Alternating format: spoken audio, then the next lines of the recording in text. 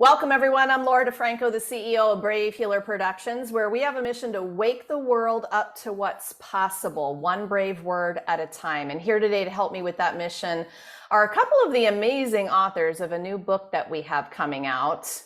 Get ready for this title, y'all. The Ultimate Guide to Becoming a Successful Soul Professional. 22 Powerful Growth Strategies for up-leveling your soul-aligned business. Yeah, it's like my favorite topic ever. So before I introduce Heidi and John to you today, I want to just say a huge thank you to our lead author, Camille Miller. This is actually the second book in a series that she's working on, where she really had a mission, a big mission, to gather business owners together and talk about, first of all, what even being a soul professional means, but taking business to the next level of success, especially in this second book of the series. Camille, I love you, girl. Thank you so much for your big ass vision, and we would not be here without you. I can't wait to share these stories and these strategies with the world in this book.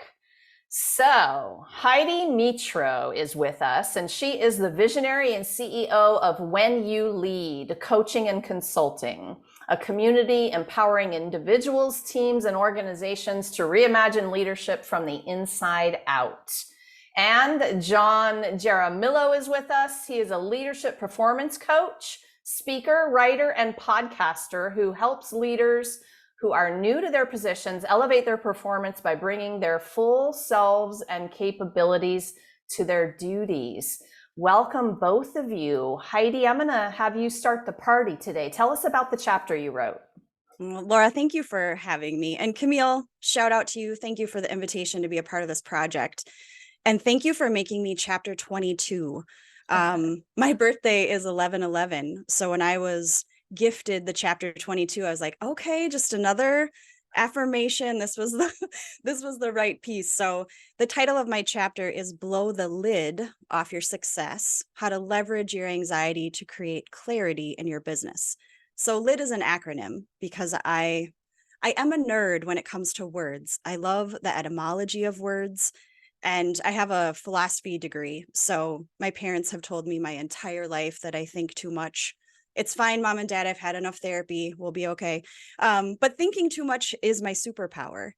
But I am known to take things that are very complex and to simplify them.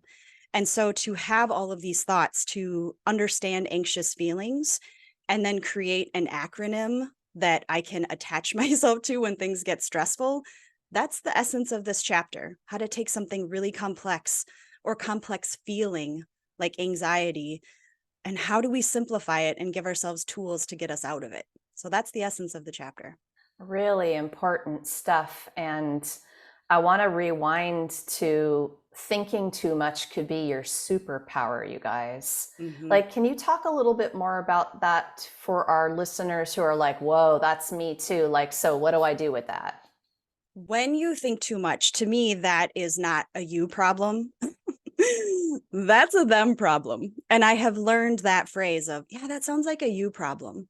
I actually learned that from my partner, Mike, where it was like, Heidi, why are you taking all of this so personally? If someone is giving you feedback about you, the first thing you need to recognize is, did you actually invite that feedback? Is that someone you actually want to emulate? Does that person have a lifestyle that you want?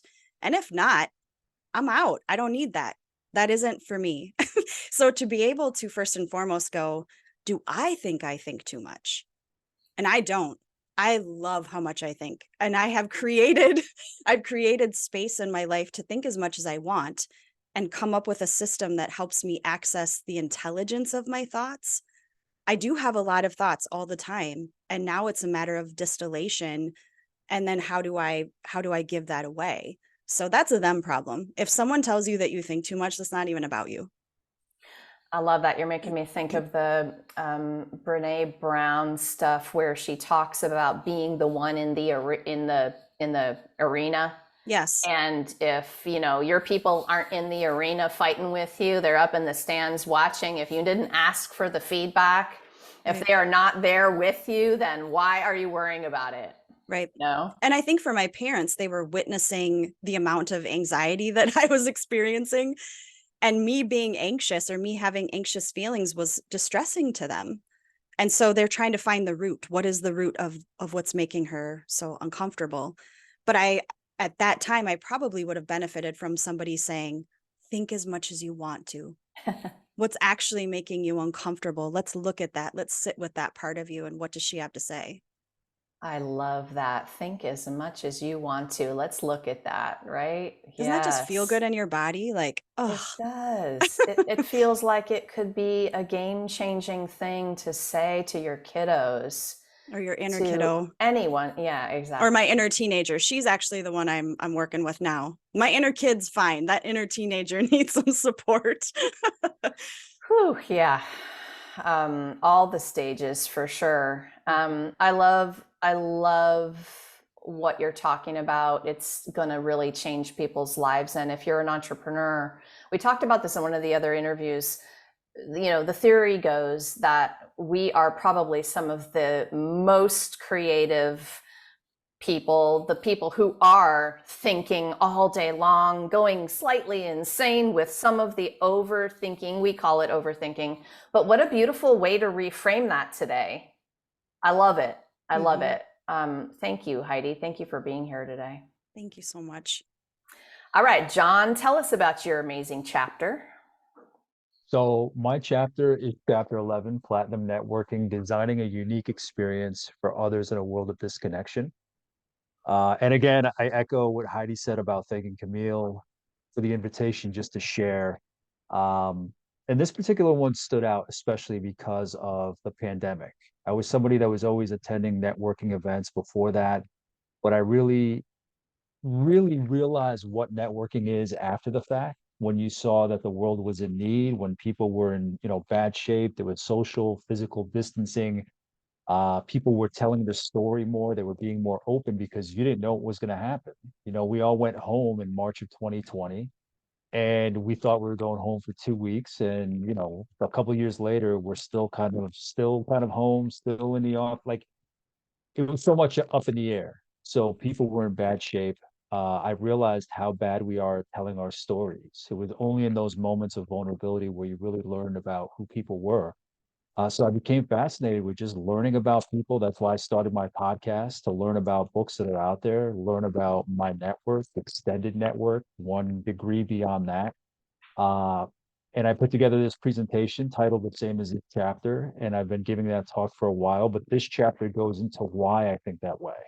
And honestly, when I discovered what I wanted to share, this chapter, I didn't think about the story behind it. It was when, for the book, we had to come up with the story that went to this. So I had to dig deep and see where this came from. And it goes to my parents and growing up with them as blue collar workers, immigrants to this country. So it's based in the lessons that I learned from them. But again, it touches that humanity that I think we need in connecting with people. I think we live kind of like in a shallow society, obviously, with social media and the facade of technology, where we don't really have often conversations with the person next to us or the person that we're working with. We may think we are.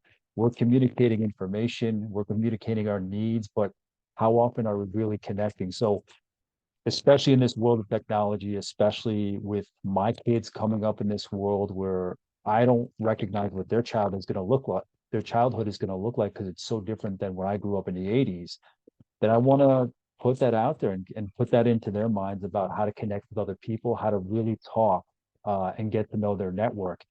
And I look at this as really getting to know the people you're networking with, not just using them to get some kind of business for yourself. If you're doing it right, if you're doing it authentically, if you're providing something unique, all of that will and has come.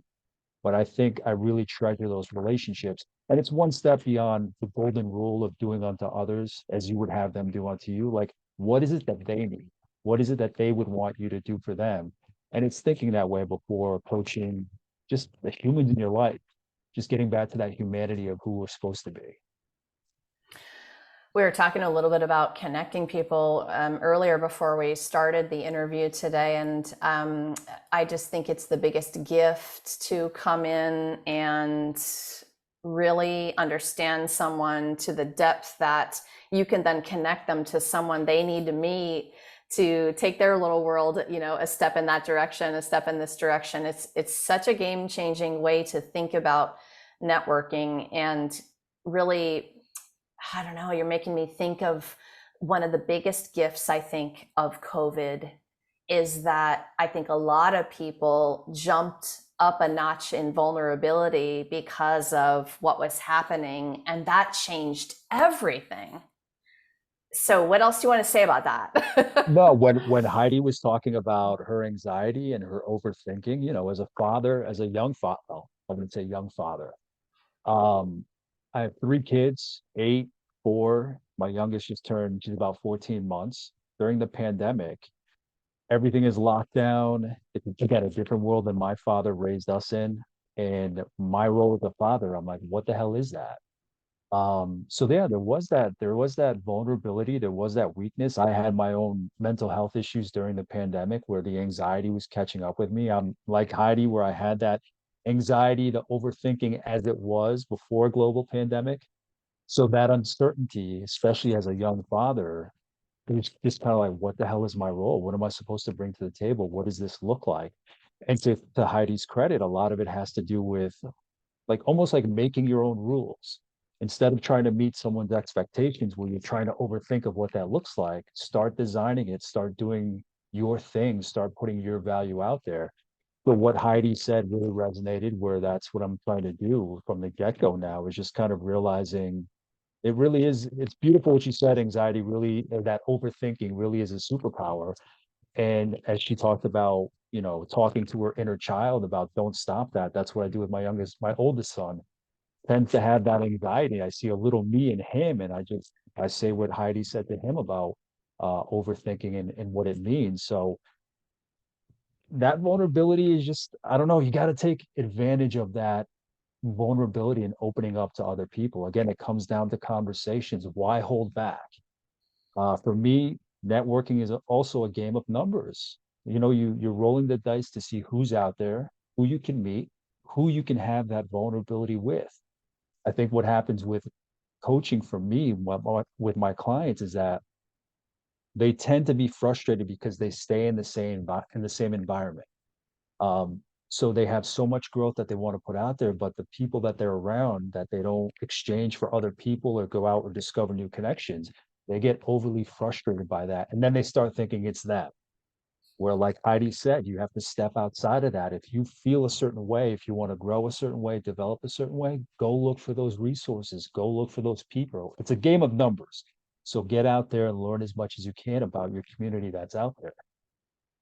Yes, yes, yes, yes. Okay, you're already touching on it, but John, I'm going to stick with you for a minute and have you answer this. What does it mean to you to be a soul professional?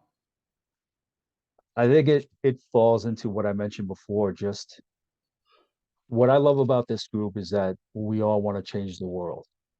And that's not hyperbole. That's not, anything for shock value. I've met the people that are in this book. I've met the people in the network that you've introduced me to, Laura. So being a solo line professional is just wanting to make a difference where it's not just about money. It's not just about your business. I recently interviewed Camille for my podcast, and she talked about how when she went to go do that, it's what she wanted. When she went corporate, it wasn't human enough for her. When she went holistic, it was too much for her. So she balanced the two out. So there's a way that we can all go about having our businesses, creating our values, and leaving a deep impact in the world.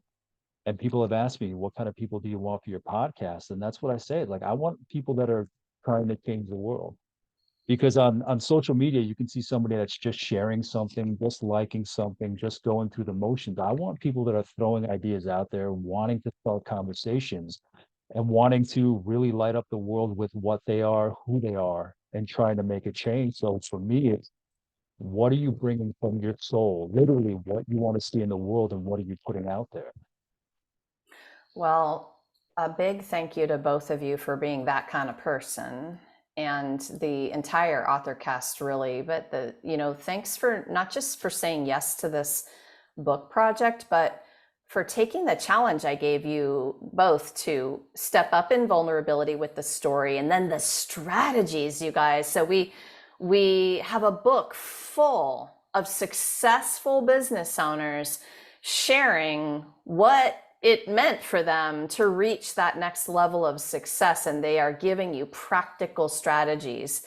This is, don't you wish you had this book when you, right, when you started your journey?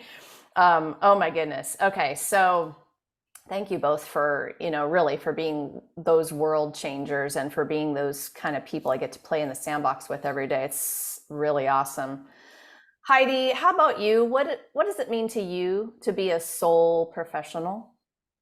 I really related to what John just shared in his interview with Camille, where it was like corporate professional was just not my jam.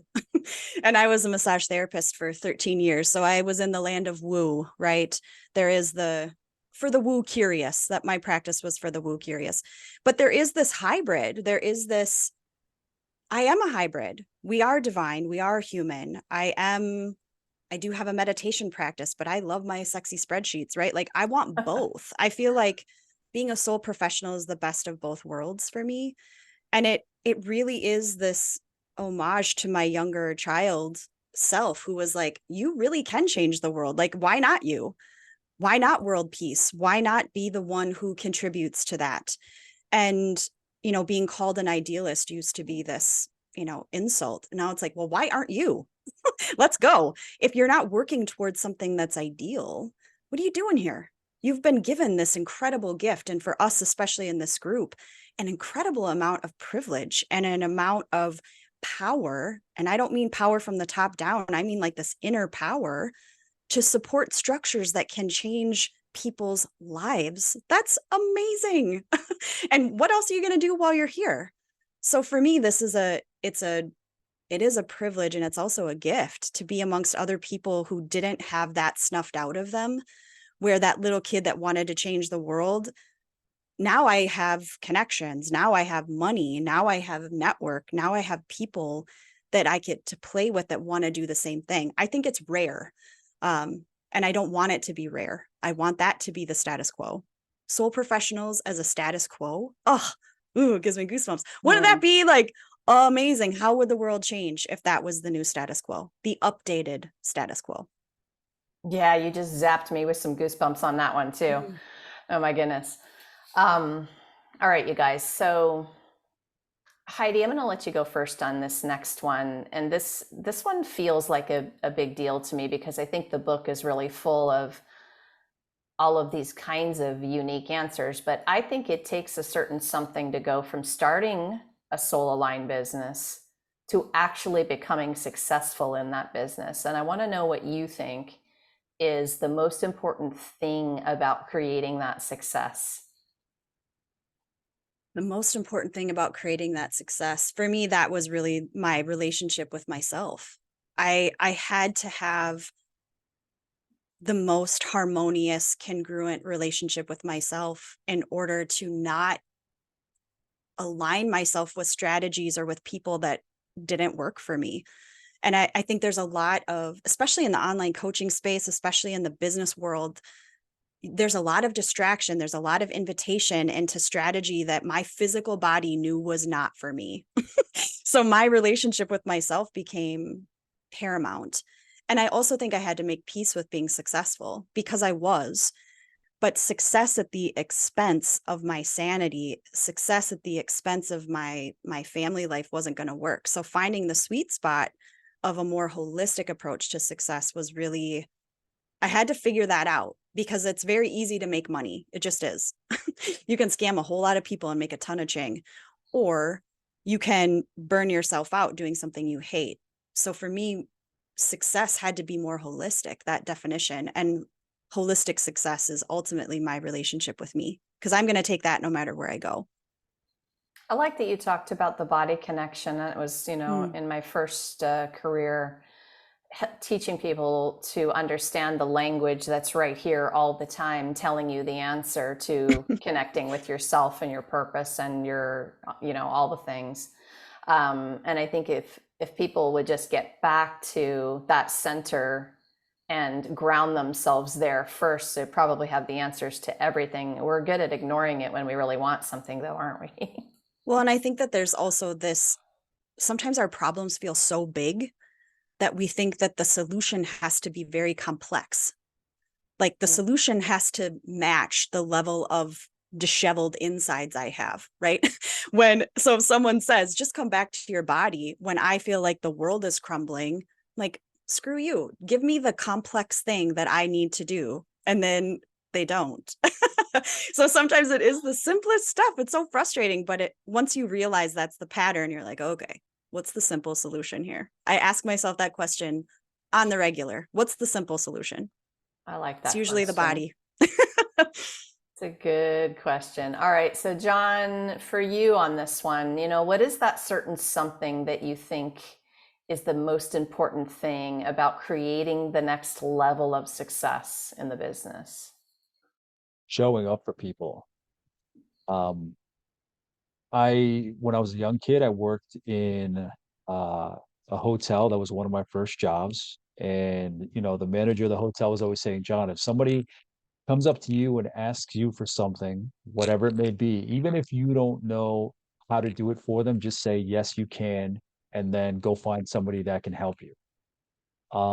So for me, it's going above and beyond for people.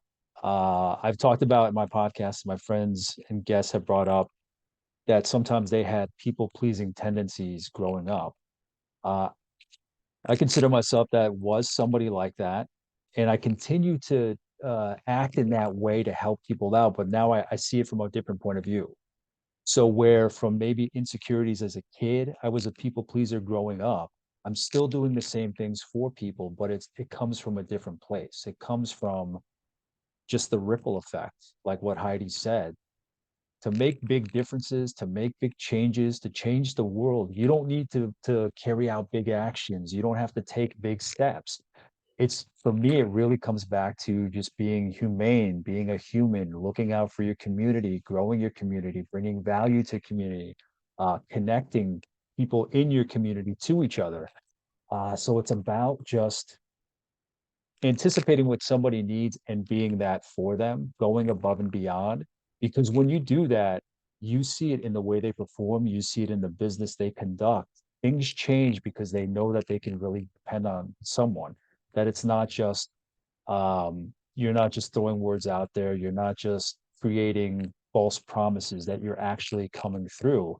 And I don't think we really see that too much. I think people are mostly on cruise control trying to get through the day, whether it's for work or business. So when you have somebody there that really will have your back no matter what, because that's what they want to do for their community, that stands out. That's capital, that's credit, that's reputation. For me, that's a legacy. I want to be that person that is really there for my communities such as yourselves, you and Heidi. I see what you're doing. I see what you're trying to do. Obviously, there are people that aren't at that level trying to create what they can. I'll help them too, but being around environments and networks like you and Heidi and being a part of this, you just know you want to make a difference. I don't want to play it safe. I don't want to just, share on social media or like something on social media. I want to put out content that I think is going to change the world and is going to create that little ripple effect. And I think everybody has that opportunity and that ability within themselves, but I want to do what I can to really show people what's possible. So, I mean, it's just an energy. It really is a fire. And when you're around the wrong people, it can extinguish itself. When you're around the right people, you just fire each other up. The right people makes the bonfire, huh? I love what you said about people pleasing from a different place. It's not that being a people pleaser is a wrong thing. I think it was wrong for me when I just wanted to be liked, Mm, versus people pleasing from purpose, where actually I want to change the world. And that's a whole nother ball game of people pleasing. I think you gave me a good blog topic there today, John. I think I'm going to go for that one. People beautiful. pleasing from purpose, plus the alliteration in that sentence just turns me on. Okay, so big potatoes topics today, you guys. Listeners, I know that you're getting some golden nuggets of awareness today, and awareness is everything here. If we change your perspective, just a super tiny shift, everything in your world could change from that idea, right? So we authors, experts, coaches, healers, we like to talk about ourselves as guides and facilitators on this journey because we know that we don't fix people. People don't need to be fixed. You know, we empower them to connect to their own inner wisdom. That's how we facilitate. So, John, what's a message you have to our listeners today to help them be and feel empowered on this business journey? Keep in mind what it is you want to share. Uh, Again, as mentioned by Heidi, we can look at business as just business, building wealth or creating success or money and all that. But you got to really be in tune. And it sounds so cliche at this point, but you really got to be in tune with what drives you. Because you can drive for a business, you can drive for a workplace, you could drive for entrepreneurial success. But if it doesn't tie to what really gets you fired up, you're gonna burn out. Whereas if you're doing it from the heart and it's what you want to do and it really lights you up every day, that's more sustaining than anything else. Doing it for yourself, not just for the accolades that other people see. um, I think that's just an incredible driver. So I just want people like my leaders that I coach to always make sure that they're in tune with themselves, because if not, it leads to a proverbial, it leads to a literal burnout, just because they're fueling from the wrong fuel, because all of that will run out. But if you're burning from the inside, that fire that you want to put out into the world, that carries you further than you would think you'd be able to go. Agree, 100%. Always, always. My favorite mantra is I love having the energy, money, time, and resources to generously take care of myself and everyone I love and serve. So myself comes Service. first, comes from the overflow. It just keeps going. It's such a great, fun place to live, right? When it comes from the right place like that, I can't stress that enough. You've kind of demonstrated just in your little shimmy in your chair what that It's a means. shimmy. Yes. When it comes from the right place, I want everybody to feel that feeling. When it comes from the right place, you just fucking light up. Your heart fills up. Your energy is boundless. I don't want you to tire out. You'll know when to rest, but your energy is just boundless when you tap into that core of what you're supposed to be doing. So explore, get out there. Even if you don't know what's meant for you today and you know what you're doing today doesn't quite click with you, get out there, game of numbers, game of networking, try different things, experiment. It's huge, but don't just stay where it's comfortable. Another cliche, but I think we've explained and presented why that's true. Not to stay comfortable, but to get out there and explore your community, your network, and again, self-exploration as well, to find out what you're all about, truly all about. Heidi, what's your answer to this one? Help our listeners feel and be empowered on this business journey today. I have 7,000 downloads based on the exchange you guys just had. I was like, oh, they're speaking fire language. I love fire language. So I'm like trying to focus and also very excited. Triangles are my thing, and triangles are the symbol for fire. So as you guys are talking about this, I'm like, oh, my people, you're right here. I'm going to go in a different direction, I think, about empowerment. And I would love for you to sit with your disempowerment a little longer, because I think what often happens, at least for me, is there's such extreme language when it comes to business. There's such extreme language when it comes to being successful. It's like you have to have a peak experience and you have to be, on purpose all the time. And for me, that's exhausting. It's kind of like always feeding a fire. Sometimes fire needs oxygen. Sometimes fire needs you to chill the hell out. And for me, there are times where it's my disempowered feelings or my overwhelm, similar to what I'm talking about in my chapter. When anxiety shows, oftentimes what those feelings are telling me is there's a course correct happening. So instead of trying to avoid feeling disempowered, sit with her. What's the intelligence of these feelings? If you're feeling overwhelmed, great, because you will. Let me spoil the ending. As a successful soul professional, I'm overwhelmed more often than I would care to admit. I feel defeated at times. I feel this disconnection from things at times. Make friends with those feelings. How can you sit with them a little longer? How can you sit with the discomfort of that physiology and go, hey, what's the intelligence here? And I think of empowerment then as being, it's just like health. Health includes being sick, right? How do you know you're healthy unless you have some contrast? But part of being whole is feeling fractured. So sitting with the disempowerment, sitting with those feelings of like, is this ever going to work? I think is a skill. And I think we need to learn it and apply it. Really important. I love that. And what is the intelligence of these feelings or in these feelings? Even the bad, and maybe especially the bad ones we label, right? Right. So they're not bad or good. That's the meaning we're giving it. So what if the disempowerment was the path to the empowerment, right? It's so crazy, but it's Yeah. true. And Yeah. that's really the inspiration behind the chapter is those are not bad. It's so frustrating though, when you're like, it always has to be, June 21st, it always has to be solstice energy. We want everything to be lit up all the time. And sometimes we need winter solstice, right? Sometimes we need the dark. We need to learn to Absolutely. sit in the dark. Absolutely. I mean, when I've experienced anxiety during the pandemic, um, those moments can be a reset. Heidi's Yes. right. I mean, as much as I say, find what is important to you, there is importance to the other end of the spectrum, and just the best example I can give is after a while, I'm like, all right, I'm sick of like self-help books and development books and all that. Like sometimes you just have to stop and be where you are. Hmm. So I think there's a value to that, because whenever I've felt broken or down or whatever it may be, it's a bit of a reset, because you realize what you're capable of. Where when things aren't fully in your control, if they feel like they're going off the rails, and then you realize, okay, that all did happen. I felt out of control. It went off the rails, but I'm still here.